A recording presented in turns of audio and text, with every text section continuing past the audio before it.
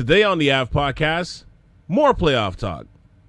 Unfortunately, no, we're not going to be talking about the Leafs, although we should. It's disgusting how they can never get out of the first round. I feel like if they stole the time bracelets from the Avengers and they scooped up Darryl Sittler, Matt Sundin, Wendell Clark, Doug Gilmour, I don't even know who else, Ty Domi, all in their primes, by the way, and just dropped them right into this lineup, they would still lose in the first round.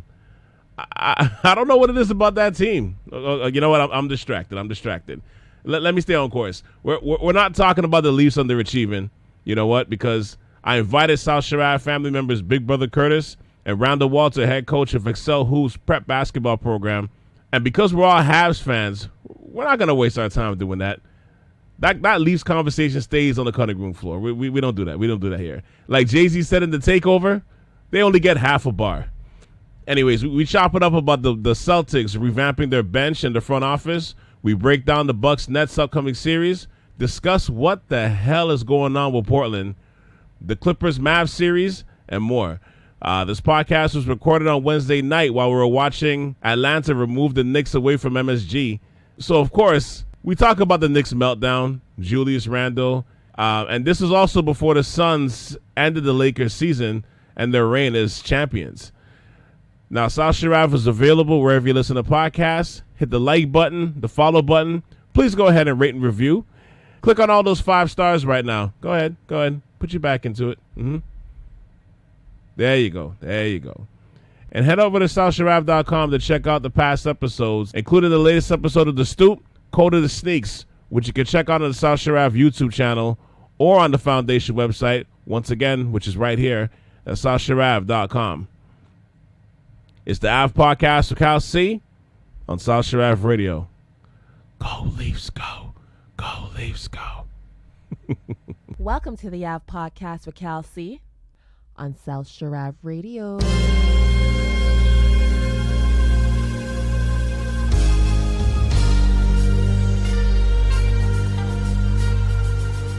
Welcome to the Ave Podcast. How you doing today, guys? Good. I know that we're almost at the end of the first round of the playoffs. I know currently the Knicks are playing right now, although that's not looking good for them right now. So I got a question to ask the two of you. Has Julius Randle gone full DeMar DeRozan, or was DeMar DeRozan giving us the Julius Randle preview? No, he hasn't gone DeMar DeRozan because he is who he is. He's Julius Randle. It's like, come on, man. If anybody really believes it, Knicks fans right now, like, yo, f you, Curtis. Man, come on. If anybody believed that, like, the dude's, he's a solid NBA player, but he's no go-to. He's no number one on any team. Like, if that's your go-to number one guy, then you're in trouble, I mean, currently right now he's having the best game of the series. He's having he's 20-12 right now, but he's 7-19 shooting. But that's by far his best performance in the series. But 7 for 19 shooting for him in the series that's like great. That is a great. That is like an MVP All NBA type performance right now. But go ahead. You know what the thing is right now is the playoffs is different than regular season. I mean, and as a Raptor fan, we've seen that time in and time out. Again, you mentioned DeMar, right? Like, regular season, it's just a different approach. But when playoff comes, like and Curtis said, you can shut down Julius Randle, man. Come on. You don't got enough in his bag to get off. No. Not yet. Create a shot and do different things, and he tries to be a point forward, and you could shut that down easy in the playoffs. Like, I'm just watching him now, just turn on the ball, trying to make a dumb pass. So he's not built for this, and you need someone else to help carry the Knicks. And I think the positive thing for the Knicks is that they're setting themselves up for the future. And I like what Tibbs has done with the team, but there's a lot of free agents that are going to start trying to come over now with the success they've had. Take it serious again. Again, give the Knicks credit. They got blood from Stone. Oh, they overachieved big time this year. Big time. So give them kudos to them, man. What a great season for not having much on the floor. Mm-hmm. But like Randall just alluded to, man, it's playoff time. teams have 4 or 5 days to game plan for you. And if you can only go left and you're choppy, I'm gonna get you. Right. Yeah. Right. And Nate McMillan's a solid coach on the other side too, so that makes it even harder for him. But the thing is, that's crazy is, man, like Tom Thibodeau is not. I don't know. Like I'm trying to remember how he was when he was in Chicago those other years, and like you can't really count Minnesota because that was like 2 years, but he was there. But like offensively, they never adjust well, man. Offensively, so it's like you figure it's like, yeah, Randall's struggling, but it's like they're just doing he's just doing the same thing over and over. Like there's been like little to no adjustment between game 1 and game 5, at least to me, watching Randall play. Like they're not putting him in different spots, they're not putting him on the block. You know what I mean? They're not getting him cutting off screens. Like it's just they're just running the same thing. It's kind of like, you know what he looked like? He looked like Giannis the last 2 years.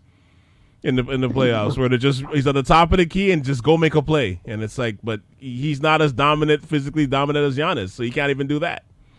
I think this league, you always hear the copycat league.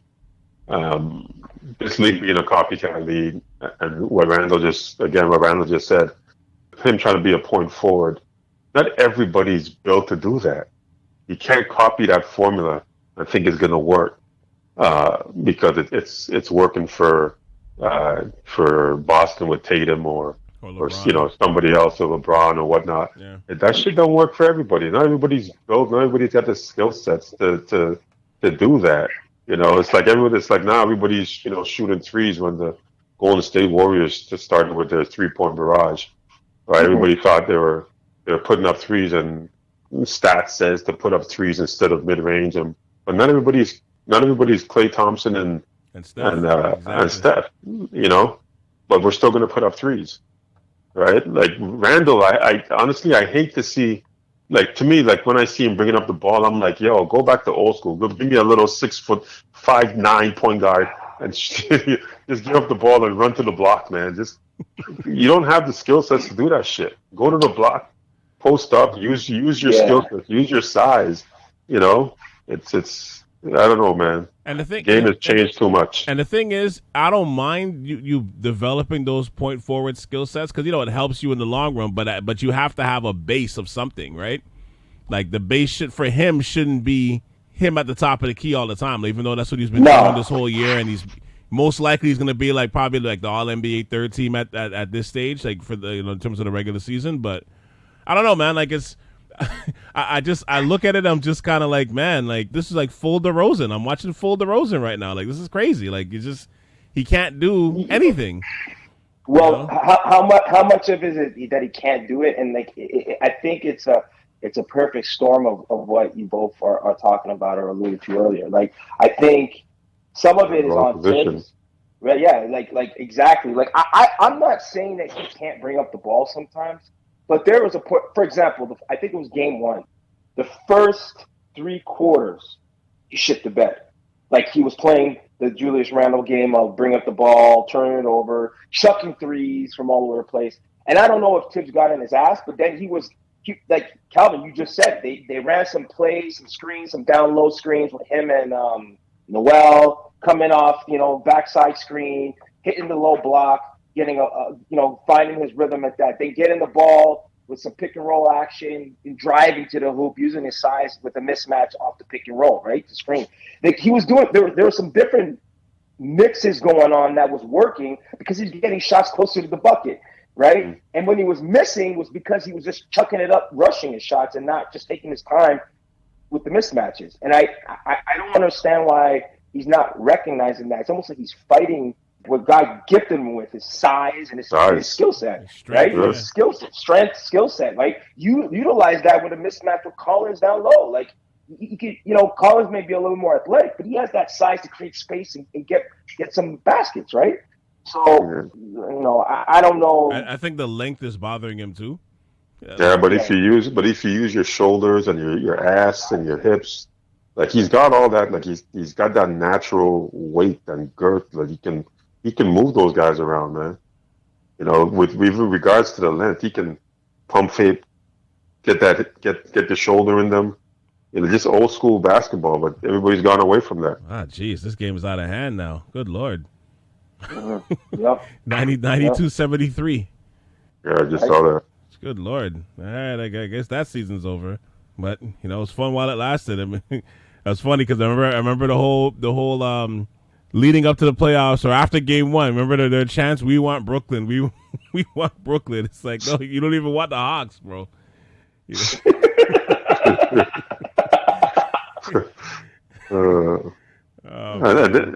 And then it's like, now I see them trying to be this, like just doing some dirty plays, like unnecessarily roughness. Just play the game.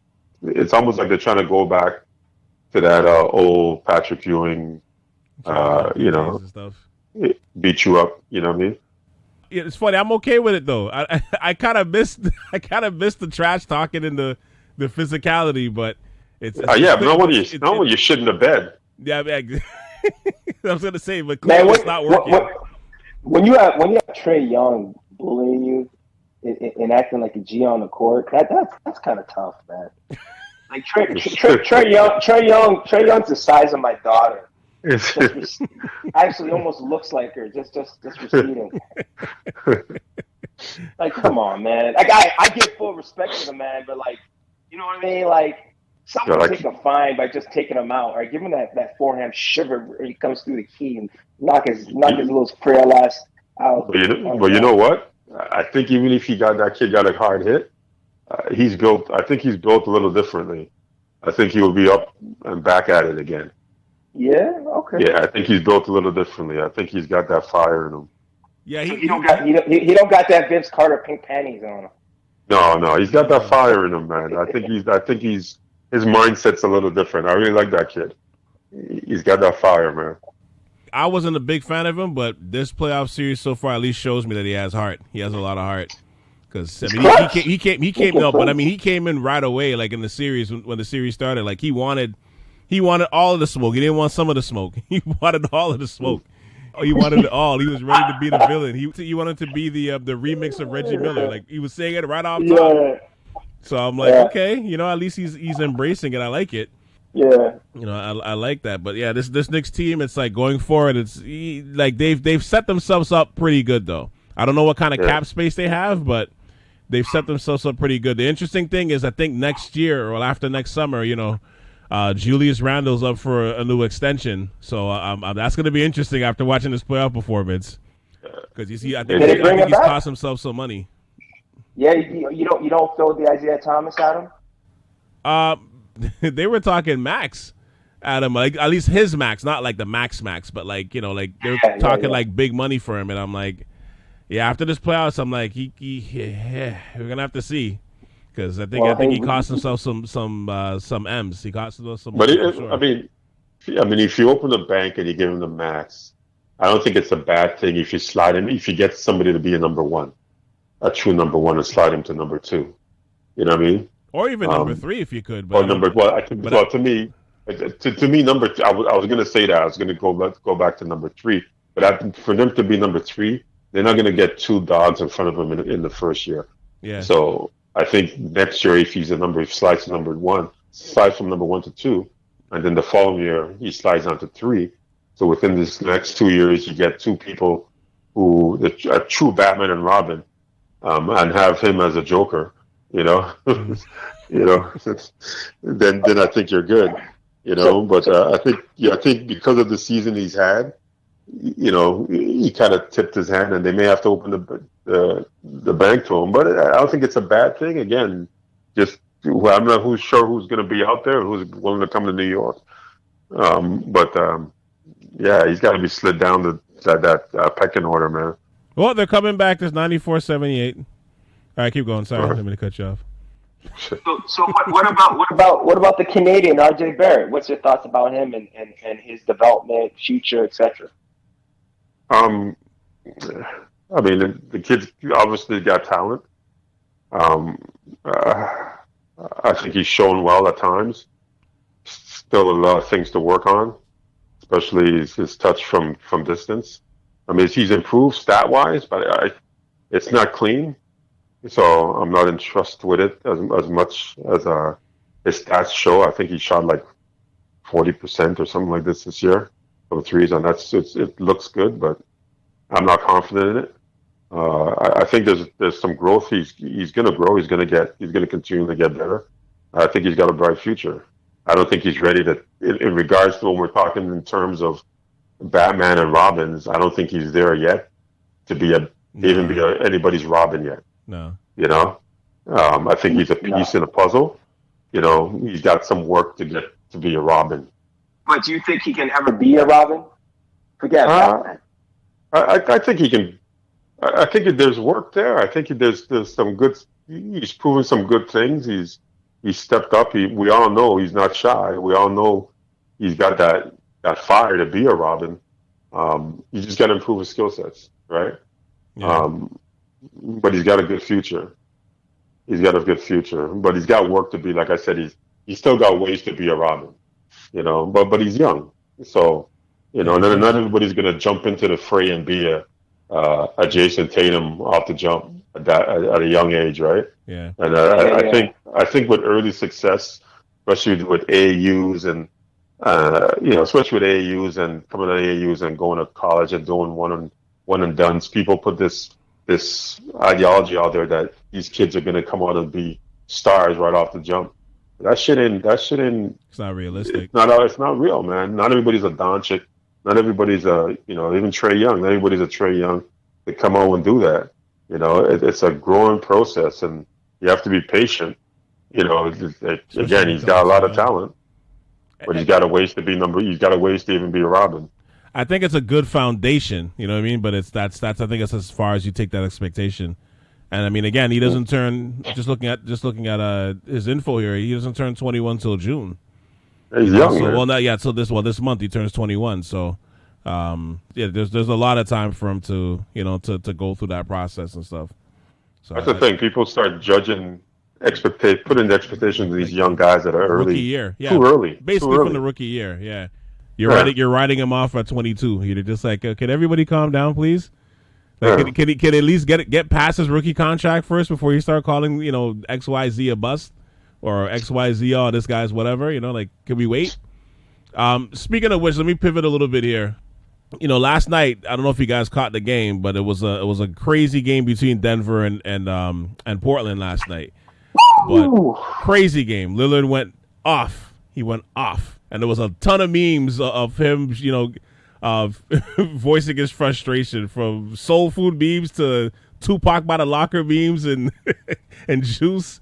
But the question I gotta ask, like, honestly, before it even went to that point, like the original question I had last night before the game became a great game, and I guess I'll still ask it now, is what's Portland's problem? That was the question I was watching. I wrote down during the second quarter when I put up they were down like 22, and I'm like, what is Portland's problem? And I ended up turning it around and making it a great game. But that question has a little bit less of an effect. But I still have to ask it because I still come to that conclusion. What is their problem? I don't think it's a less of an effect. I think you have every right to ask. They lost the game anyway, right? Like, yeah, they came back, great game. The problem with Portland is their style of play. When you live and die by that ISO ball and that hero ball, right? It's erratic. If there's not it's like, remember back when KC first started to get some success with the Raptors, and we were all complaining about DeRozan. When DeRozan was going off on the ISO ball and Larry, and they were getting buckets and winning, yeah, no one said a thing. As soon as they lost, we're pointing right back at him. Like, look, it was them. Lillard.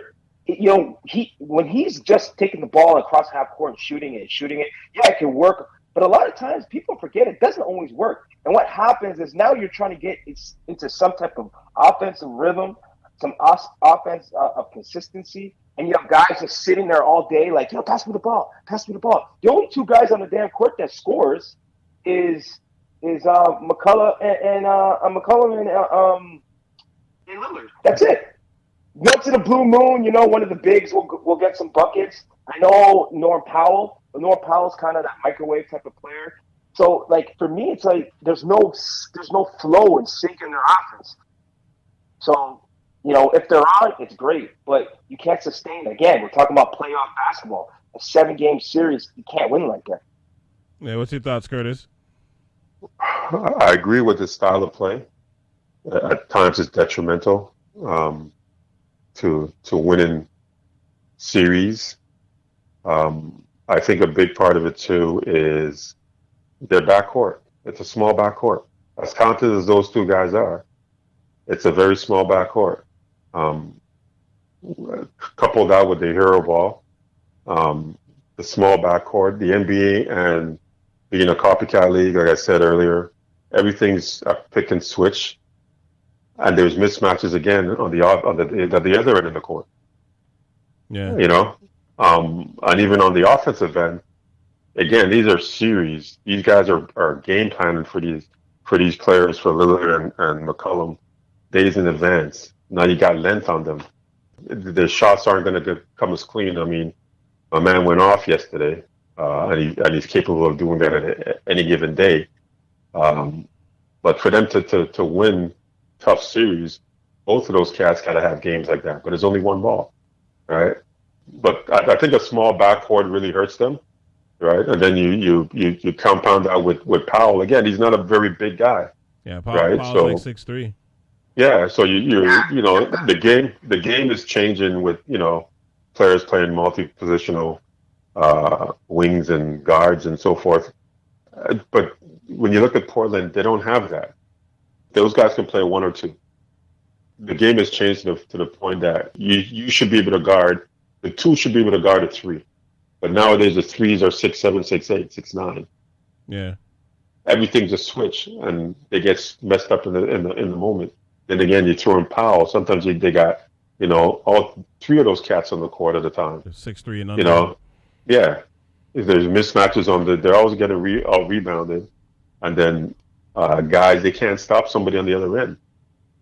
Great talent, but I think basketball, shit ain't rocket science, man. It's like it's a tall man's game. Yeah, it's Steph and Lillard and stuff make you go, but those guys are exceptional, right? And then when you're game planning in the series, it's just hard to win if you don't have some length out there. Yeah, great point on the defensive end. Great point. Going up against Denver, missing Jamal Murray, I'm like, okay, well, Portland should at least, I didn't expect them to go far, but I'm like, okay, well, you know what? They're probably going to beat Denver. It'll be a good series, but they'll probably beat Denver because those guys, at some point, not having Murray's going to catch up to Denver. You know what I mean? So there's going to be a point in time where they're just going to kind of pull away. But I feel like watching some of those games in the series, there's like a lack of energy. Some you can say from both teams, but there's like a lack of energy sometimes from Portland. Watching them play in this playoff so far, it's like they look like they're still playing on a regular season game. Like just as a whole team. Like sometimes I'll put on the game and I'm just like the effort stuff. Like there's things that they're doing where like they're not boxing out on plays. They're, like if there's a 50-50 ball, most likely Denver is the one that's gonna get it. Like that, and it's just weird to watch because you're like they kind of have the advantage, but it's like they're just not. It's like I feel like they're almost a little lackadaisical. Like at this point, I don't know what you do because, how do you change the team without breaking up the backcourt? Because they're in a position. Portland's a small market town. They're not going to attract free agents. They kind of have Toronto's problem where they're not going to be able to attract free agents, and you basically have to trade for the kind of players that you want. But that cap kind of affects you. So how do you change that team without breaking up Dame and CJ? Like to me, I think. I don't know. Like if you lose this series, like next game or game 7 without Jamal, I think for starters you're gonna have to fire the coach. Unfortunately, he's gonna take the hit, whether you think he's a great coach or not. But I'm saying he's been there like 10 years or however long he's been there, and they're just kind of they're a playoff contender and that's it. You never feel like they're threatening to win the title. Or like you know what, Portland, they're a dark horse to win the title. Like you don't feel that way every year. I think Curtis had said something that was key is like they had some length and they lost them. They traded away a lot of the length that was fit their system and team. And they need to get some of that length back. They don't have any good length. at the wing. And when Curtis said that, I'm kind of like, oh yeah, you're right. Like, you know, they don't really have that switch. They're very vulnerable. They had length before, right? Like, I can't remember all the players that they had on their squad before off the top of my head. I had it all in my mind and I forgot it all. But they had some good talent before that they traded away or let go on free agent. That I feel that, you know, they never really replaced that wing at the 3 and the 4 position. Even their 5, like, you know, they have a lot of injuries with their 5. If they don't have, you know, one injury away from just being irrelevant, right? And Melo, great piece to come off the bench to score, but you can't rely on Melo to be a consistent 4, right? At this point in his career, and to Curtis's point, he's a defensive liability, right? Oh, absolutely. So, absolutely. But the other day I was watching them on the court at one point, and at every position they were undersized compared to Denver on the court, and I'm like, that's tough, man. That's tough. I don't care what schemes you're running. That shit is tough. You know, you mentioned not getting the rebounds, boxing out. Man, I don't care how hard McCollum tries to box out Porter.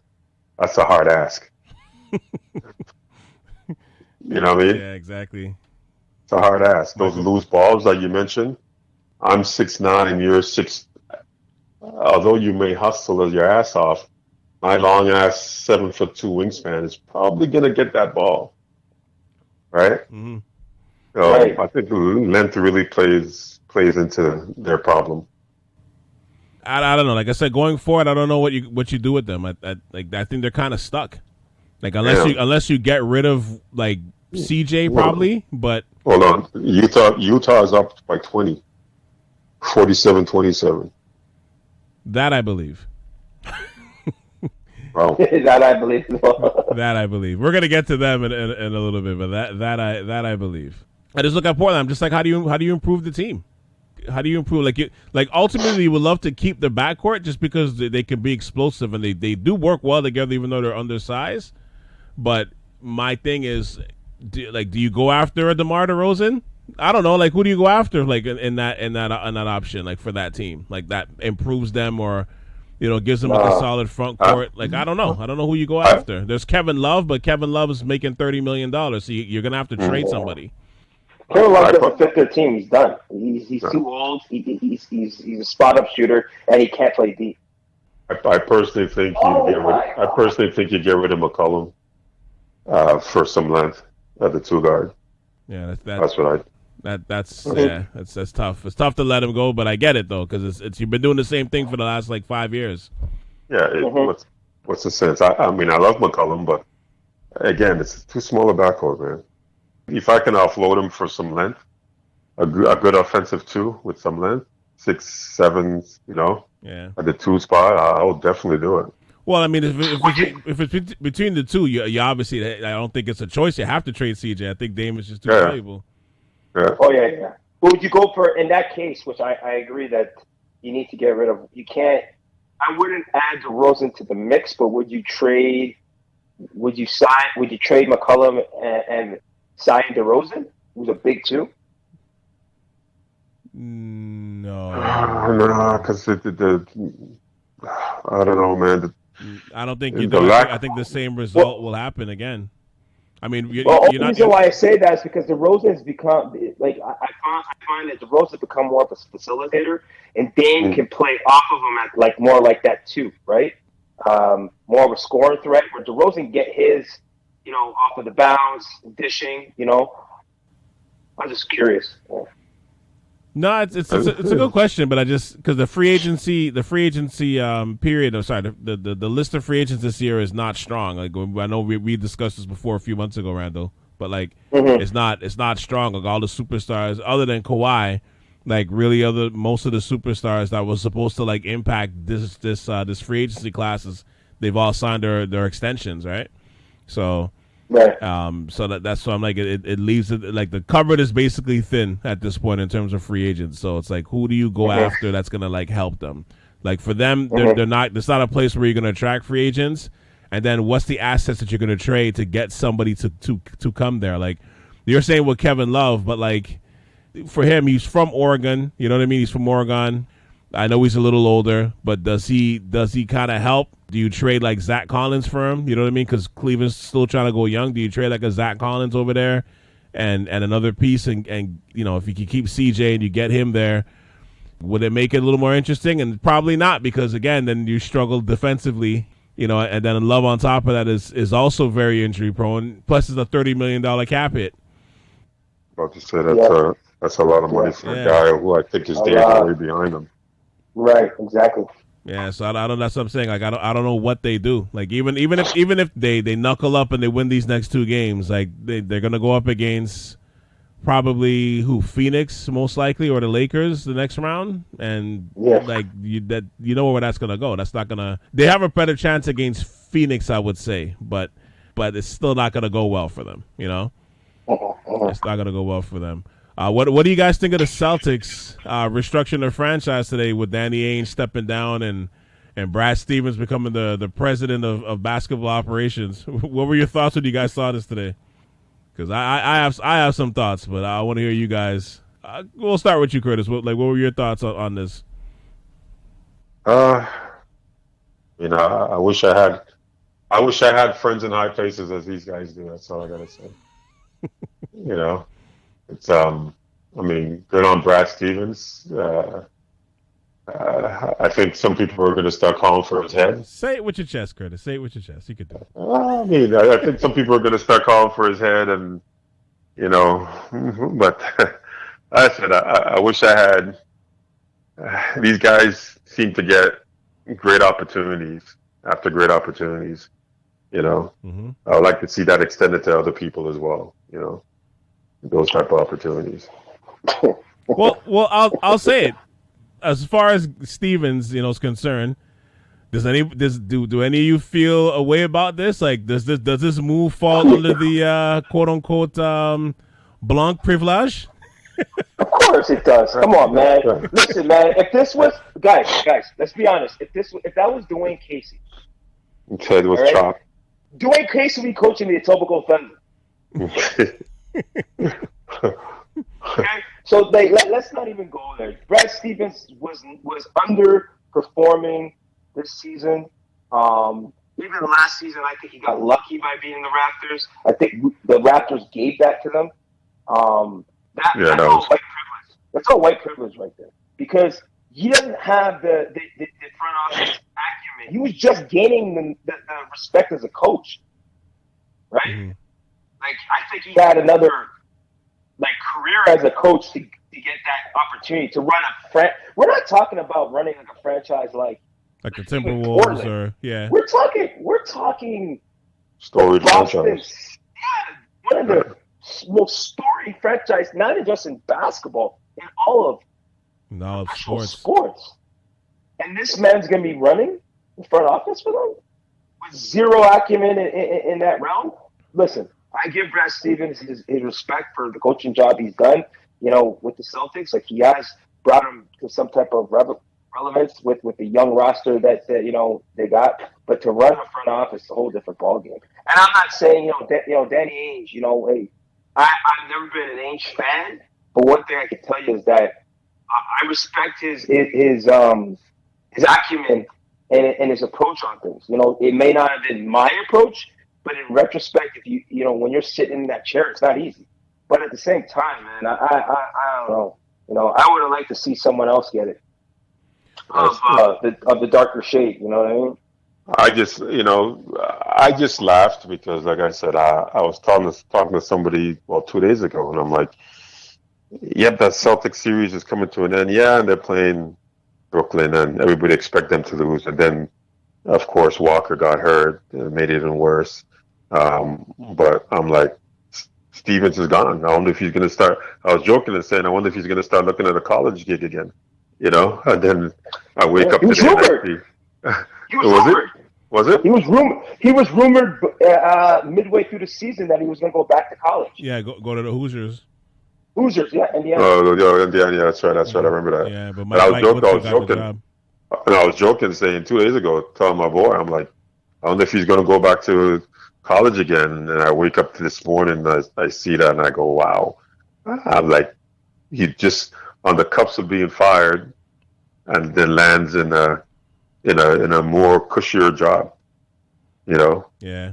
Well, it's funny because my question before, it just kind of maybe reminded me of Steve Nash last year.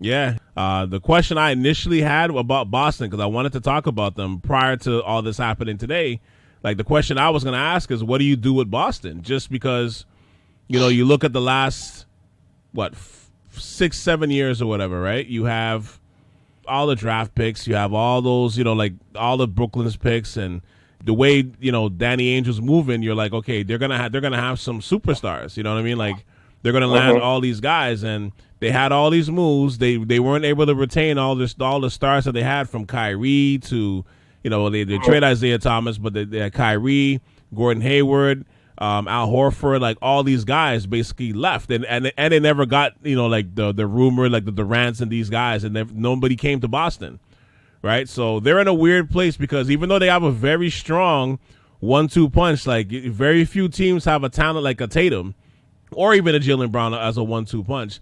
They still don't seem anywhere close to being a championship contender like they were like even 2 years ago. You know what I mean? I don't want to say Danny Ainge underachieved during his tenure because he did win a ring.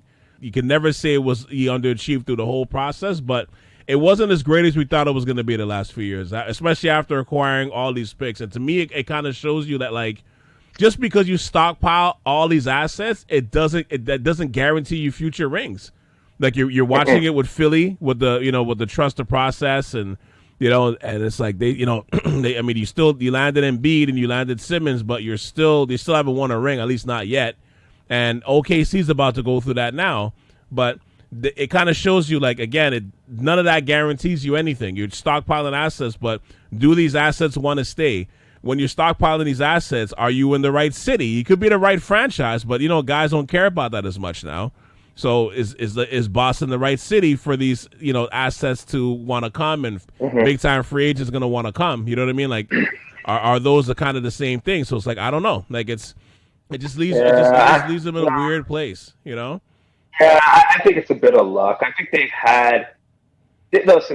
went to at least the conference finals in his tenure 4 times. Yeah, 5 times. Three. Brad Stevens, at least when Brad Stevens said they went 3 the last 4 years prior to this year. So like, I mean, that's success in itself, right? I think if you're talking about free agents going to Boston, I think the narrative it has taken a hit. But come on, it's Boston. They're always going to be in the conversation to get someone, and the talent they have, they're only. Come on, let's be honest. They're only about a piece or two away from being real contenders, not potential contenders. They're not far off. Like, remember, you have to also remember, like Jaylen Brown got injured. Right. You know what I mean? Kemba Walker was a walk-in injury, but you could trade Kemba Walker, get a better guard in. There's some moves that can be made. They need a big. I think they really, and we talked about this on the podcast, to death, where we felt that the move that he slept on was that with Indiana in getting Miles Turner. Right? So like, there's so many moves that could have been made, should have been made. I think the Gordon, the Hayward trade was, losing Hayward was big, because I think they could have gotten a lot more for what they got out of the deal, which was nothing basically. Yeah. But I'll never ever count Boston out. It's going to be tough to see, because I think Ainge always had his finger on the trigger, and always had some type of. That was the downfall of Ainge, is that I think he thought he was smarter than he was. And I'm giving him credit. Like, I think the man was a genius in the front office. I think he just thought he was a bit smarter than he was, and there was a few moves that he bopped on, right? Yeah. Yeah, I bit him in his ass last year for sure. No, 100%. Yeah. 100%. I think with him too, being that he's 62, a couple of years ago, he's had health issues. He had that heart attack a few years ago. The job is taxing on you, so maybe he wanted a break, but then again, he might prove that what I'm saying, that last sentence, completely wrong, because you're hearing rumors that there's interest in that Utah job. if that's even true. But if it is, then you're like, well, that the health issues can't be a thing, I guess, right? if you're trying to line up the next job, which I'm not sure why they need him, because they're doing pretty well right now, but it's interesting. But to touch back on the white privilege part, right? Like I was saying this to some friends of mine in a chat earlier, where I'm like, Brad Stevens is a good coach for sure. He's proven himself as a good coach, a great young talented coach that's on the rise and that kind of thing. He's relatively young, like he's only like 43, 44 years old. So he's a young coach. Like he still had a lot of years to go. With that said, to touch on Curtis's point about, having friends in high places, you got to think this guy 10 years ago was coaching a mid-major college, right? And in a span of 10 years or less than 10 years, so in 8 years, basically, he went from, coaching a mid-major college to landing, and they were going through a rebuilding phase at that time, but he landed on a flagship franchise, a storied franchise in the history of sports, and then upgraded and got the president of basketball operations. I'm not even 100% sure if he interviewed for either job. Yeah, so is that. You know what I'm saying? So I'm like, and there was and it's funny because when he was on the rise as a hotshot college coach, there was another hotshot college coach. His name was Shaka Smart. Shaka, yep. So like, if I'm somebody like Shaka Smart, like I see this, am I applauding and saying like, good for you, Brad, or am I like throwing my phone at the TV and just walking out the door? Because you're like, you haven't even gotten the whiff of the aroma of an NBA job. Yeah. You know what I mean? Well, you know what the thing about it is, Cito, is that the one thing I give him credit for, and that's the difference between Shaka and him, is that Brad Stevens had some his style of coaching and the way that his teams played at another level. Where Shaka was always catered to.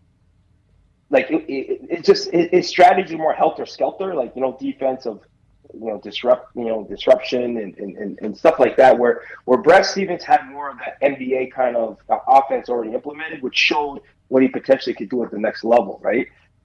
So you got to kind of look at it from that perspective, also our coaching styles, right? And granted that's fine, but I'm just saying like one, I'm not even sure I've got an interview for either position at a high level franchise.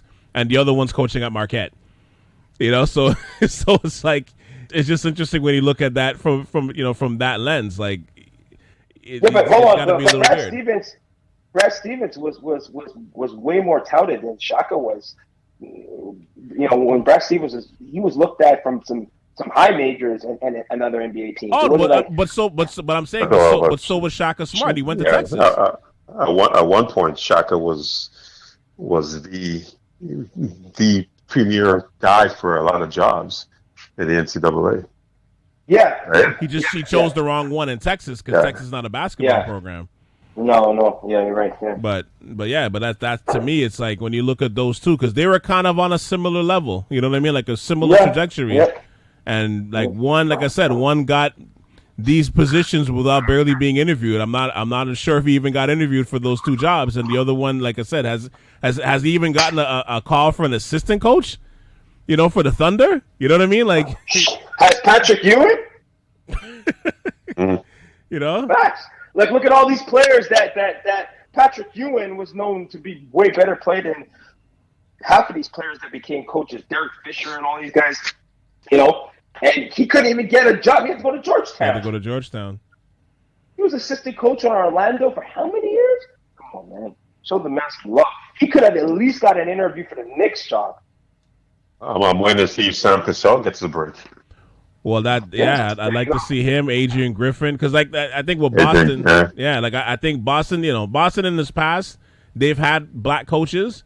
I think it's time again in the midst of athletes of all different sports complaining of racial slurs and comments sent by fans throughout, baseball, football, hockey, obviously, and then even with the Celtics, because when Kyrie had his comments, and they're like, Danny Ainge is like, I don't think that's the case. And Marcus Smart's like, oh, yeah? Marcus Smart's been there for a minute now. So to me, that would be the look to go to, like to hire a black coach. In this case, like a good qualified black coach. But we're going to see. But, somebody like a Sam Cassell has definitely paid his dues. He's definitely paid his dues. How long has he been an assistant coach? Like at least 10 years now? Or close to it, at least? Like he's definitely paid his dues. So that bears watching for sure. But yeah, like just looking at that, I was kind of just like, I was thrown off to the fact that, wow, he's leaving. That's, that's interesting. But then hearing Brad Stevens just get upgraded, like you just get upgraded to the upper room. You're just like, wow, okay. All right. Okay. All right. It's weird. It's a weird situation right there, and it bears watching because, like I said, going forward, I want to see what they do, but I don't know. It just something seems off with that, man. It doesn't seem right. It just doesn't seem right. With the Lakers, watching their situation right now with Anthony Davis going down yet again, do you think the Lakers have won their last title as this team is constructed? That's a good question. Again, it's hard to count LeBron out. I don't care how old LeBron is. As long as LeBron's in the league, he's always a contender, right? I do admit that Anthony Davis is glass Joe. But let's say Lakers land Larry, and they get a good backup center. I think some of the people slept on the fact that they lost Dwight Howard and Randall. Like those two pieces were major to their run last year. Rondo, the key. That was a stupid move for them not to keep him. Ridiculous, yeah. To me, he was. I mean, you argue and you say AD and LeBron was the guys fighting for MVP of the championship. But to me, Rondo was the key to that championship run. But every time he was on the court, he made the difference. Yeah. It's kind of similar to what he's doing with the Clippers now. Yeah. It's funny because, when the Clippers traded for him, I was like, you guys should have just signed him out right in the offseason. I didn't understand why they didn't go for him, especially when you see what he signed for in Atlanta. You're like, that's all he went for? Like, why didn't, this? They could have had him and Lou Williams in the backcourt. At least Lou Williams could score, you know what I mean? Because I think with the Clippers, they're kind of missing that. But I know we're talking about the Lakers now, but I wonder, because it's funny watching them play last year, watching them in the bubble and stuff. I'm like, yo, this is a good team, but I know everybody's like, oh, this they can come back and win 2 titles, and like LeBron can get his 5th and 6th ring. And I'm looking at the team, and even when they're celebrating on the court, I'm like, I don't know if this is a team that's gonna win multiple titles, man. Like, unless they land that 3rd star, which I don't know if that's in their budget, but I'm kind of like, I look at them and I'm like, I don't know, and I think a part of it, honestly, is Anthony Davis. I've said this before, and I'll say it again, man. I don't know if you can hitch your wagon to him, and not. It has nothing to do with his talent. He's incredible. You know what I mean? He's a top 5 player when he's healthy. But that's the question you always have to put, the disclaimer, when he's healthy. Right. Like that. I think. Go ahead. Yeah, I think they have the right pieces. I think they have the right mindset. I think they have the wrong pieces. They're great players. I don't think they have the right pieces. Like, I don't think Gasol is going to help them the way this roster is constructed. I don't think Montrezl Harrell is going to help them. He's not even playing. He's barely even playing. No, not even playing. About to say, I don't get the Montrezl Harrell thing. Why did you even pick him up? Yeah, why did you pick him up? Why pick him up if you're not going to play him in your schemes? That shit makes no sense whatsoever. Makes no sense, right? And even Schroeder, like, everyone knows I'm a Schroeder fan. I just don't think it's the right. You love Schroeder from the beginning. Yeah, I just don't know if he's the right player for this team, right? I think they could have got, like, honestly, I think their biggest miss, and I don't know why they didn't do it. Larry would have fit perfect with this team. I don't know why they didn't pull the trigger. I know it would have cost them, but Larry would have read up with him. Yeah, I think he would have. And he's kind of shed that moniker of being like that player that doesn't come through. The last couple of years, especially when the Raptors. It's funny, not even so much the when they won, but last year I think he kind of shed that forever. The way he balled in the playoffs. You know what I mean? Like, as great as LeBron is, I know everybody always says, like, this guy's gonna play another 5-10 years. And who knows, it may happen. But as great as he's been, he's entering year 19 next year. And like he's gonna have to give up the keys sometime. At some point in time, he's gonna have to give up the keys for the number one spot. But I'm not sure if the key should be given to Davis based on injury history. And I think this series kind of shows it. I don't know, you guys saw the injury. I mean, did that look like something that's going to be like a severe groin pull? Like it just, I don't know. It's weird. Like he's like, yeah. But I guess he's had stuff before too. Yeah, with that particular area, with that particular leg, that particular area. Right. And I think based on the schedule, the bubble, the shortened season. Yeah. I don't think he's ever been able to heal 100%. And he's already, we all know he's got the history of being hurt. So a guy like him, it's worse. Yeah, this season was worse. He needed that rest time and so forth. Mm-hmm. But yeah, because I look at him and it's like he's one of those players, and I put Embiid in the same boat where they're like, he's a great athlete, he's nimble for his size, he has got great feet, but at the same time he's slightly a little awkward. I don't know if that makes sense. Like it's like the way he lands, for example, like it's all limbs, like it's never smooth. You know what I mean? Every time he lands, it's like there's always, and as you saw with Embiid the other night, and now you're hearing that he has a slight meniscus tear in his right knee, but the way he fell, like the last thing you were thinking is that he hurt his knee, right? Like you were just thinking he just fell on his tailbone, and like shit, like yeah, he's probably gonna miss this game. He's icy up and do that stuff, and he'll be back on back for Game 5. And you're looking at the situation, you're like just the way he fell, like how did he clip his knee when he fell? But he always has those kind of injuries, and I put AD in that same boat where it's like I don't know, they suffer from the same thing. They have the weirdest injuries. It's like they're slightly awkward, even though they're graceful. It's weird.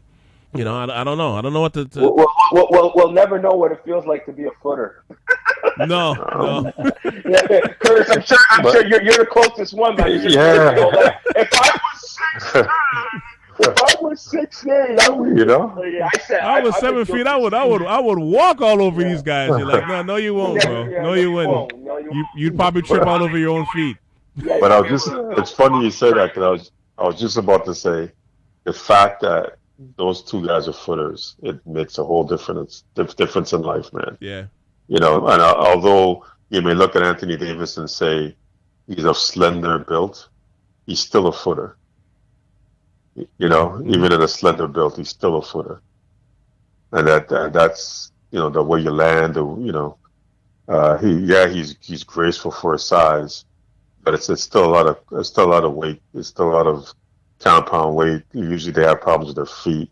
A footer's a footer, man. There's issues and problems that they're going to have that most other human beings aren't going to have, especially playing this competitive sport. So you don't think like them drinking like gallons of sea moss is going to save them?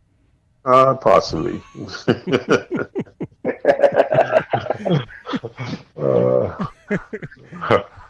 But yeah, it's interesting though to watch them, like to watch his injury. Some sea moss and some soft candle. Something, man. Something. Bathing. I mean, he's Randall. What do you know about soft candle, man? You putting me on the game, bro. What? You putting me on the game.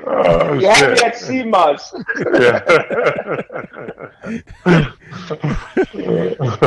But I tell you what, with all that said, though, the Suns need to wrap this up, though. Because, especially, to me, I'm like, being that they're kind of like, this is their first foray going into the playoffs as this version of the Suns, you don't want to be in a Game 7 as a young team with a defending champion. Like, you don't want to be in that position where you're playing LeBron, and then what if Anthony Davis does come back and give it a try in Game 7? Like, I'm not worried. The only thing I'm worried about Game 7 is if Chris Paul isn't fully healthy. Yeah, healthy. And he's another one too. He's another one too that always goes down during the playoffs.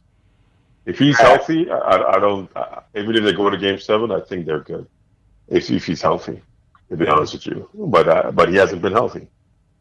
So if he's not healthy and they go to Game 7, I think it's I think LA's going to go through. That would be a stain on it because remember what happened in Houston? That would just be horrible. I really hope Suns go through. I just hope for his sake. Yeah, because only the one time he's made it out of the second round, right? Yep. Just one with time Houston. in his whole career. Yeah, with Houston, that one time. All those years with the Clippers, nothing. Yeah. Mm-hmm. Could we give DeAndre Ayton some love? Because I mean, I find that guy. You know, it's interesting because he was drafted ahead of Luka and even Trae Young. He doesn't get the respect that I think he's. And some of it is on him because I think he can be like a more aggressive player. But like even before Chris Paul got there was a lot of times where he would just get forgotten, you know. Mm-hmm. And but you look at his skill set, his size, like when you see him in person, like he's a huge human being, you know. You want to know why? See, he's like that. Why? He's taking that CMOS. Sure. I don't know about the soft candle stuff. I'm not up to game on that. True. But I can tell you, True. You do got that Yachty. I think he's a Yachty or I think that's he's a true. Yachty. The Bahamas, but you know it's an island thing. So we know about yam. You know we eating them yams. You know we eating them yams and them dumplings. You know. No. Bahamas is fritters. Some guys like them. The conch. It's the conch. The conch fritters. That's right. Yeah. And the flying fish. Yeah. But on Eaton though, what I like about that kid is that he ain't messing around with this new age 7-footer shooting threes. Mm-mm. He's finishing around the basket. You know, his guys drive, he's crashing for the rebound or crashing for the dish. Yep, so he can finish with a dunk. Yep. All his plays are like 2 feet away from the rim. Like he's catching the ball 2 feet away, he's dunking it. Like it's old school basketball, and don't tell me that shit don't work. I know. You know, don't tell me that shit don't work. That shit works. Yeah, because I always say at some point, like you got to use your genes, man. Like, and he's got a good touch. That's the thing too. He's not just this big ogre. Like he can shoot. Like I don't know if he can shoot the 3, but he can step out and hit that 17-footer. So even those 5-6 foot jumpers, like he's nailing those easy. Like right now, he's averaging like 80% from the field. Like I know that's really high. I don't expect that to stay, but like I don't think like like to see him do like 70% from the field for the rest of the playoffs. I don't think that's out of the realm for him. You know what I mean? Like he's got a good touch because right now he's averaging 17 and 12. But like I think I think he can keep this up. Like. And the fact that he's been aggressive too in this series, I really like that about him though. Like that's what's making me like okay, like he came ready, you know, he came ready. I got one question left before I ask about this Bucks and Heat series, Bucks and Nets series. But can we depend on the Clippers being the title contenders that we think that they are, or do you guys think Luka exposed problems for them in the future? Well, I think Luka's like that Dame time, like Dame Lillard. I think it's, I'm not a Clippers fan. I don't feel like they got the pieces to go far. I thought they did. I thought defensively they would be really good, but I don't know. Something about this team is they're not clicking, and I can't call it. I don't know if they don't have the talent. I don't know if they're overrated. I don't know if we if what's his name, Playoff P is Playoff P. So many different things to call out, but I don't know if they have that. I honestly thought no one would be able to score on this team, right? But it's not looking like that. I don't know about the Clippers yet because I'm not convinced about Dallas. I like Luka, but what's his name? He already has 17 in the first quarter right now. Yeah, but the unicorn disappoints me too often. Stop calling Curtis. Let me stop you. Well, yeah, sorry. Bargnani Jr. No. Jr. Yeah, no, sorry, my bad. Oh, that's a good one. I was just gonna say call him Kristaps Porzingis. He's no longer the unicorn. Just call him Kristaps Porzingis. Just call him by his full name. Don't add no acronyms, no monikers, no nicknames. He's Porzingis or Kristaps. And the thing that kills me about him, like I watch him and I'm like, this kid has so much crazy ass potential, but the damn kid is always so far from the basket. Yeah. He's good. There's nobody on that Clipper team that should be able to stop him 5 feet away from the hoop.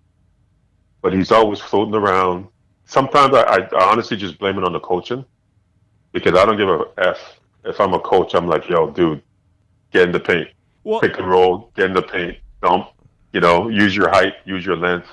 He's athletic, he's long. He can't rebound. He's not in position to fucking rebound half the time. Yeah. He's floating around the freaking 3-point line. Like deep behind the 3-point line. Like deep behind the 3-point line.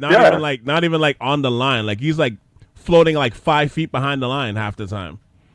If you're battling in the paint and you tell me you can't rebound, that's one thing, but you're not even around the freaking paint. Yeah, true. Like maybe they want to clear the paint because Doncic, all he does is go right to the paint, right? Maybe they don't want him clogging up the paint. I don't know. They're definitely not getting the best out of that young man. I think he's got a ton of talent, but it's a bust right now because he's not showing half of it. So I think I can't judge him on this series. They'll probably end up. What's the score on it anyhow? They'll probably end up winning this series. Yeah, I think they're down right now, but it's end of the first quarter. So yeah. But it's funny because I've been saying for the last little while, like I'm off Porzingis now. I just think he's just a good player, and that's as far as it goes. He doesn't use his size. I'm not saying again like he has to be in the paint all the time, but when you're 7'3", you can't be shooting that much threes, and he's not like a lights out 3-point shooter either. You know what I mean? So it's not like he's like Steph Curry. It'd be one thing if he was like Dirk or like something close to Dirk. He's not that. Like he misses a lot of threes.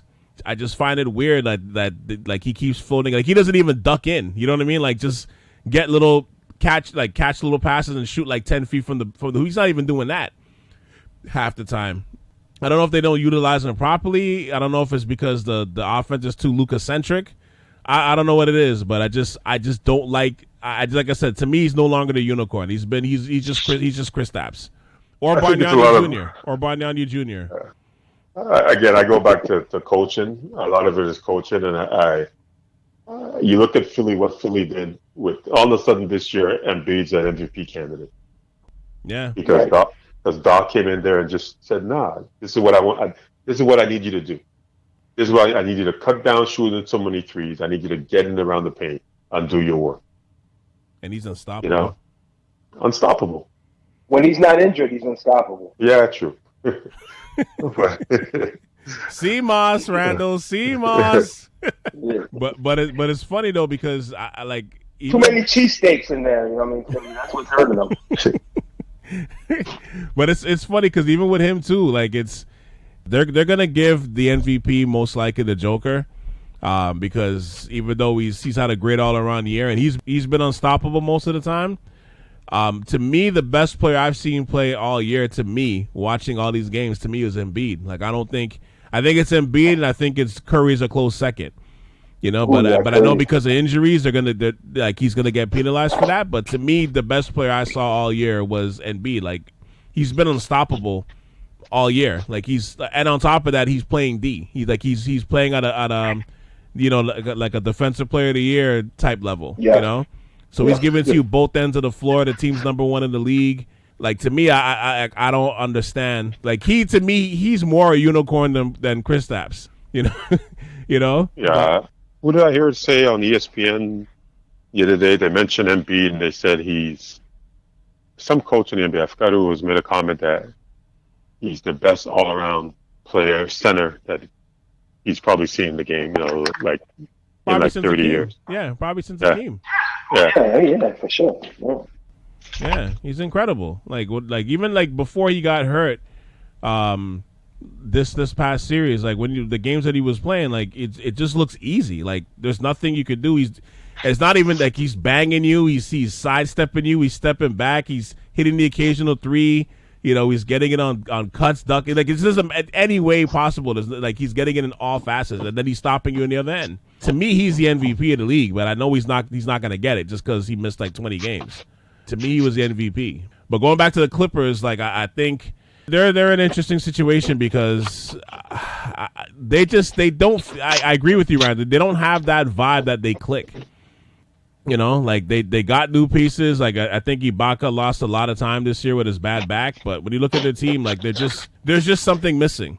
There's just something missing. I just, you know, because I love Kawhi. I don't want to see them get knocked out in the first round. But you're crazy, man. I want to see Kawhi's ass at home. Man. Listen, look. I'll be honest. I've been a Kawhi fan before he got to the Raptors, so I'm not going to change because he left. You know what I mean? Like, I was a fan of his when he was on the Spurs, so I'm not going to change because he left the Raptors. But I'm not the bitter fan, man. He gave us a parade up and down downtown Toronto, so I'll never be mad at him for that. But with that said, yeah, I just think there's just something with them missing. Like most likely they're going to advance, but to me, when they go up against Utah, like I don't know if they're coming out of that series, man. No, I think Gobert's size will mess them up. Yeah. No, I agree. I agree. My last question I want to ask you guys before we wrap up: Bucks and the Nets, man. To me, this is like the series I've been waiting for the last like month or so. When you saw how the Eastern Conference is kind of shaking out. First of all, before I ask you guys who you think's going to win the series, what are the X factors in that series coming up? Because that series starts on Saturday. What are the X factors for y'all when you look at that series? On both sides, doesn't matter which side, both sides. It's funny. Because man, I can't remember that series. It's gonna sound stupid to say he's an X factor, but I'm gonna say Giannis. He's an X factor to me. In that, and again, it sounds stupid because he's the man, but he's gotta be aggressive in attack, and I like the way he's playing now, in that. He's getting 10 assists, 9 assists, 8 assists. You know what I'm saying? Like he's grown his game. I think just him battling and playing X factor. A big part of him too is playing defense on Durant. On Durant. Yeah. I think that's huge. If he can, like, nobody can slow that dude down. If he can have Durant thinking about the game and not being instinctive. I think he's the big X factor. He's gonna put in work regardless, because he is what he is. Even if he may shoot a poor percentage, he's still gonna give you intangibles from defense, rebound, and whatever. But I like the fact this year he's moving the ball. He's more willing to drive and kick now, instead of drive and putting his head down and getting like offensive fouls all the time. Yeah. That he was getting so much more in the past. He's my big X factor in this series. You want me to say who I'm picking, or no? Let's hold off. Okay. We'll wait. I want to get Randall's opinion first. But before we do that, though, the one thing I'll add is I like where he's getting his assists from.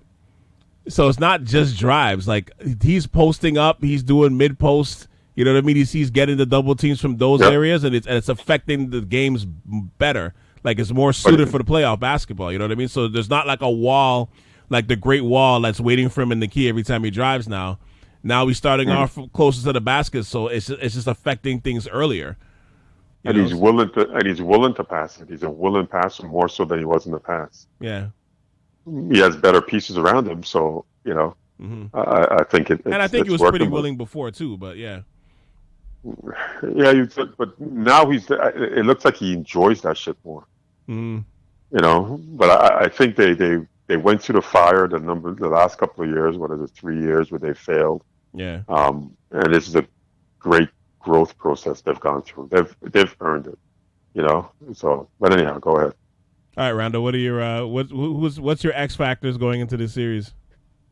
Holiday and Lopez for the Bucks.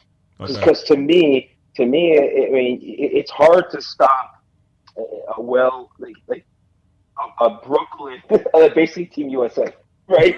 Like, you know, you look at every avenue. It's like, except for the center position, they're pretty well running right now. Like, you got like 3 basically MVPs on the court, and one like former perennial All-Star. And then Joe Harris, that's out there to hit you for 3. Joe Harris too, right? So my thing is, you know, what I look at it is the on Brooklyn, we already know all the three that are going to damage you, Joe Harris, etc. We have some other pieces that have shown up and done decent to help sustain some of that workload when guys have off nights. But I think with KD and Kyrie, KD and Kyrie or Harden, they're going to do their thing, right? Kyrie, you're going to do your thing. But, I think that Middleton can help slow them down. I mean, not Middleton. Holiday can slow Kyrie down. I'm not saying stop him. Yeah, well, make him work. But if he can just make him work a little bit harder and make him have an off night, that can change the tide of things, right? On the flip side, good point with that too, because I think he'll make him work defensively as well. Absolutely. Exactly. Right. Exactly. It's a two-way thing. Yeah. Now, on the flip side, Brooklyn's weakness is their center spot. So we alluded to the bigs playing big. If Brook, I know he's a great three-point shooter, but if he can make some noise inside and cause some havoc, it's going to be a long night. Because Brook can still score. People are sleeping on Brook. He can put the ball in the hoop. And they have no one that can really stop him. So if Brooklyn can do some damage inside, it will throw off the balance, because I think there's a lot of positions that, negate themselves. Middleton and Giannis are going to get theirs. We know someone out of the big three on Brooklyn's going to get theirs. So I think, like I said, those are the major things. Like to me, and I don't know, we don't want to say our picks, but I'm going to say straight up, Brooklyn. Who's going to stop Brooklyn? To me, Brooklyn's the forerunner on the forefront to win it all. Right? The only weakness they have, again, is their 5 spot, but they're so offensively powered, it's hard to stop them. Right? At the end of the day, it's like you got to put the ball in the hoop, and it's hard to stop that team from putting the ball in the hoop. I mean, I was watching the game the other day. It was like the third quarter. They were like over 100 points, 120 points. Like, how do you stop that? Like, how? You stop one, there's another guy that's going to step up and score, right? So, the question is, do the Bucks have the defensive fortitude to hold them? Not stop them, but hold them to a lower score so that they can outscore them, which is going to be hard to do in a 7-game series. Right? Because we know Brooklyn's defense is shit. So, and that's what it comes down to. Yeah, it's interesting because I think personally that watching them play, I think the two things that stick out, and I guess I'm going to kind of piggyback what you guys are saying, is I think Milwaukee playing big is going to be a huge factor. The thing with Brook Lopez is even though he's been shooting a lot of threes this year, the last couple of months, he's been cutting those threes down, and he's been working inside. Like, if you watch that Miami series, like he was getting a good portion of his baskets in the paint. Yeah. He can score in the paint. He can score. He can always score in the paint. But like, he can always score. Yeah, he can always score in the paint. But like, the thing is, with Bam guarding him, like he showed you, like, yeah, Bam, you're too small. Like, he's 7'1", like you're 6'8", 6'9". Like, I don't care how high you can jump and how strong you are. Like, I'm 7'1". And like some of the baskets he got on Bam in that series, it was just strictly like, I'm 7'1" and you're not. On top of skill. So that going in, like him facing Nicholas Claxton or Blake Griffin or even DeAndre Jordan at this point, who's not, I think he's kind of showing his age at this point. That's going to be interesting. Having those guys coming off the bench like Bobby Portis and stuff he's a tough player. That's going to be interesting. I was advocating for PJ Tucker to come to Milwaukee before he got there. So when he did, I was fist pumping. Like, I think that's going to be an awesome move. But I know he's 6'5", but he's so thick that, he's a good, strong defender that, like, especially at the wing position, he just makes it tough for you. But, that team has always been big because, again, Giannis is also a 7-footer and he's long. And so that's always going to be an issue too. And I think the other factor too is, I know this might sound crazy to say, because Brooklyn's such an unstoppable juggernaut scoring wise, and these guys haven't even really played together yet. I think the way you affect continuity with Brooklyn is I don't think you double any of those guys. I think you just play them straight up. So if Durant's going to get, 35, 40, you just let him, you don't help. Because I think once you start helping, that's where they're going to destroy you, because you can't leave like a Kyrie open for, for a jumper or a three. You can't, same thing with Harden and vice versa. You can't leave Harris. You can't leave Harris. Can't leave Harris, right. You got to stay home. So I think what within those situations, you can't it's going to be, this is easier said than done, obviously, because it's really hard to stay in front of those guys, especially when they're cooking, like a Kyrie especially. But I think you just have to stay home. I don't think you double any of those guys. You don't double those guys, and when they take the shot, if they miss, you clean up. You just clean everything up.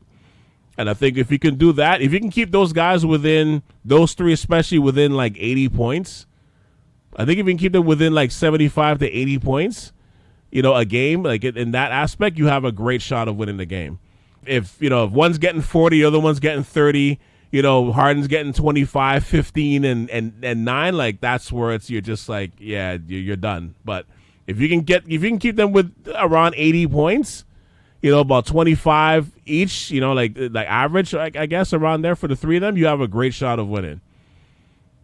But the thing is, they have the defenders to do it. So they have the defenders to do it, because they even with Jrue Holiday, he's gonna make Kyrie work, but he's also big enough to deal with Harden too. You know what I mean? He's not a small guard, so that's where it becomes really interesting for them. And I think with Brooklyn, if Brooklyn wins the 50-50 balls and they hustle, because they're not a good defensive team, but they're so strong offensively. If they just hustle. You know what I mean? Get those garbage points, get those loose balls. You know what I mean? Those offensive rebounds and stuff. If they can do that, I think the series is gonna go pretty quickly if they control that factor. But I don't know if they're gonna do that, because Milwaukee plays D, man. So I like I said, I can't wait for this series. I'm gonna watch. I'm not missing a minute of that series at all. I can't wait for that series. It's probably the most anticipated series for me for the playoffs, to be honest with you. Just looking at how things are gonna shake out. I really love to see where this is going to go. But predictions, man, who y'all got before we go? Who do y'all got? For which series? For the same series, for Bucks and Nets. Randall already said. Oh, Randall already said, sorry. So Brooklyn. Curtis. Yeah, Brooklyn. And what? Brooklyn and what? Brooklyn and 6. Brooklyn and 6? Okay. What about you? I say Milwaukee. I'm only taking my time to figure out how many games, but I say Milwaukee just because I'm going with defense. I think both, of course, the three-headed monsters.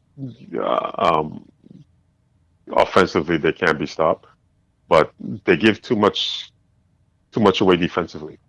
Yeah, and I think offensively the Bucks are rolling as well. Yeah, Bryn Forbes, man. Bryn Forbes coming off that bench, man. Yeah, especially with Giannis being a willing passer. The other day he had 16 points, but 14 assists or some nonsense. So you know what I mean? So I'm going with defense, guys. I think both are flowing offensively, but only one team really plays defense. So if you can just cause a little hiccup in Brooklyn's offense, and you can continue to roll offensively, which I don't think Brooklyn's going to stop anybody. I think I'm going to go with Milwaukee. Plus the fact that Milwaukee is 3 years of defeat. I think this is a nice squad they've put together. They got scars. Yeah, they've got their battle scars. So I think there's a nice squad they put together. They've worked it through. I think Giannis has grown. I think he still got room to go, but he's grown. I'm going with Milwaukee. How many games? 6 or 7. I'm not sure either, but 6 or 7. I'm going Milwaukee. Yeah. I'll say 6. Milwaukee and 6. I'm going to say Brooklyn in 7, but I'm rooting for Milwaukee. I want Milwaukee to prove me wrong. I'm a big Giannis fan, so I'm rooting for Milwaukee. And, they say defense wins championships or at least wins playoff series. We're going to find out. We're going to find out if that theory is true. They're an unstoppable force, and Milwaukee right now, are they going to be the immovable object? I don't know. We're going to find out, though. We're definitely going to find out who's, if that theory is true. Does defense still win series and championships? Like we are really they're really going to put that to the test in this series. That's why I can't wait to watch it. I tell you, if Giannis can slow down KD, KD, yeah. Because what KD's doing, I mean, what they're all doing is crazy. But KD, at his height, it's just every time I watch him, it just blows my mind. Off Achilles. Yes, but I knew that wasn't going to affect him. I knew that Achilles wasn't going to affect him. He's not a heavy guy. He's sleek. He's limber. I knew that was going to. I always tell people we have a friend who's in his 50s and he blew his Achilles out 2 years ago and he's 40 pounds overweight and he came back playing ball 40 pounds overweight with a after a ruptured Achilles. These guys are young with the best of trainers and equipments and physical staff around them. I had no doubt that KD was going to come back without missing a beat. But if what's his name can slow him down a bit, I think they win. It's all about defense. Yeah, but I don't think it's on KD. I think you got so many. You got Harden that people, and Harden's not even scoring, right? Like he doesn't need to score, right? He's basically their point guard, right? So like I don't know, man. No, but I'm saying, but Milwaukee, I want to see that matchup personally. Yeah. Randall, 6 games to that. It's funny. Randall's saying he's not even scoring. He's doing 28 in this series. In the past series, but I understand what you're saying though. He's not like getting like 35, 40, and it's like an easy 27. Who are you talking about? Harden. Harden. Yeah, Harden. Yeah, because Harden. Yeah, that's what I mean. Like Harden's normally used to scoring like 40, right? And just scoring like 25 or 20 for Harden is like what? But the man's getting like 15 assists a game, right? But I keep alerting to Giannis and playing up on KD because it's such a personal thing. I love to see that matchup, but at the end of the day, they play great team defense, and I think that's gonna win the game. Yeah, and then one thing, can they sustain it? Sorry, repeat that, Randall. All I was trying to say is, could they sustain that in a 7-game series? I think that's what it comes down to. Is Brooklyn's offensive firepower better than the Bucks' defense? But here's the thing, though. Again, the Bucks are also giving you offense. The Bucks are also giving you offense. So it's not like they're averaging 85 points a game. They're putting up numbers. But they never. But you played ball before. They've never. It's been a long time.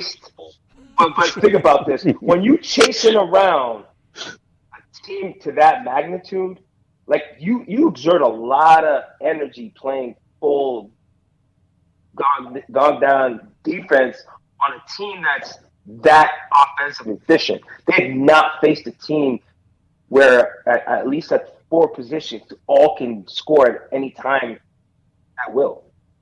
That's just my thing. Is they're chasing guys. They have to play D. It's not like they could take any time off, right? And that's all I'm trying to say. Well, it's funny because Milwaukee finished like they were tied for 5th in overall like offensive rating, and they're just look at the stats here. They're second in overall pace. So like to touch on what Curtis is saying, like they can score too, But it's interesting to see where it's going to fall because again.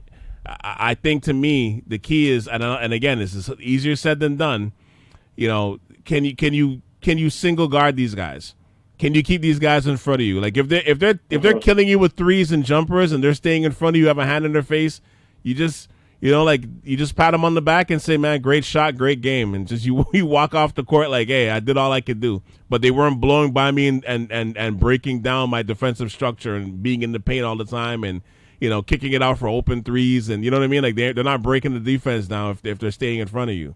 Like it's, again, much easier said than done. But they got the length to do it. That's the interesting. That's what makes the series so interesting. They got the pieces to do it, at least to make them work.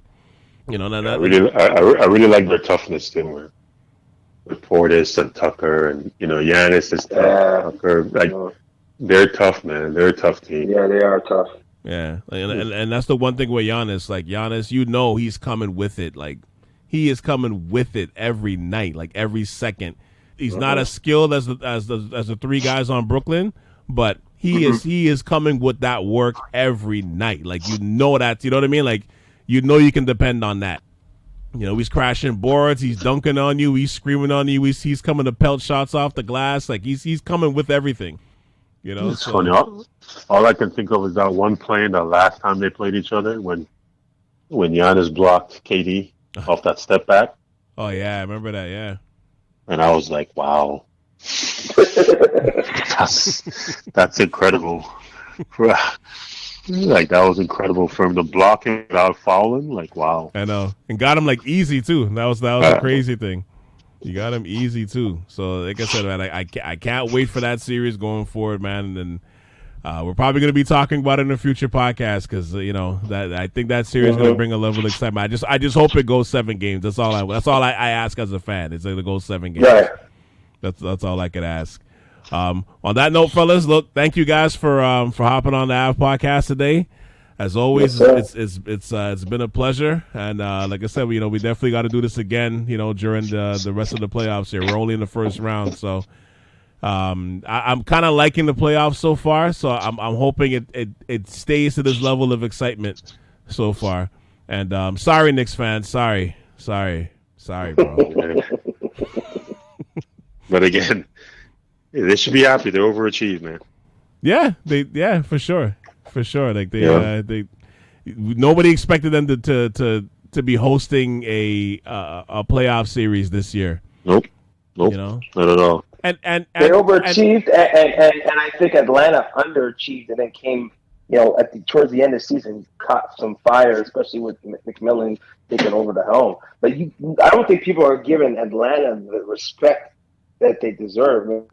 With all the moves they made, it came to fruition in the end. Yeah. They're going to be a tough out. They got some nice young players, man. They do. Oh, man. And I never realized. Well, what's his name? Cam Reddish. Yeah, he's not even playing. I know. Yeah. Is he hurt? I mean, he's hurt, right? Yeah, he's hurt. So he would have been, you know, coming off the bench. Another guy they could throw out there. Yeah. Lengthwise. Yeah. Was he playing well? I didn't think he was playing well. He was okay this year. He was okay. Yeah, he was okay. He was better but he came on. He had a horrible first half, but the second half. Yeah, he's nice. But he's nice. When they picked him up, I was like, yo, that's a hell of a pickup.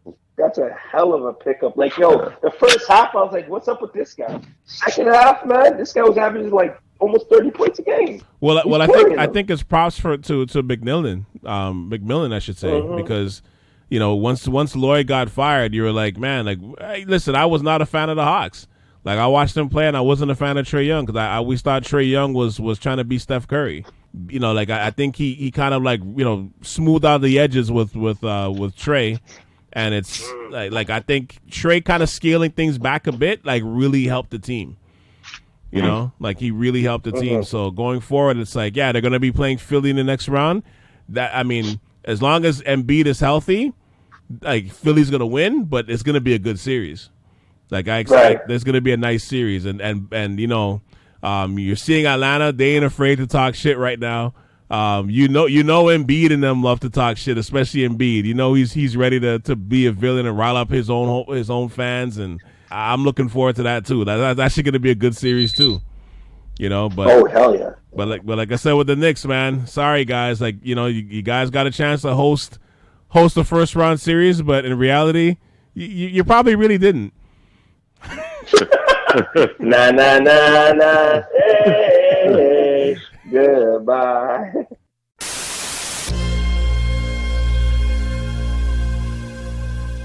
Thank you for checking out the latest episode of the Ave Podcast. Special shout out goes out to Randall Walter and Big Brother Curtis for hopping on to break down these playoff touch points.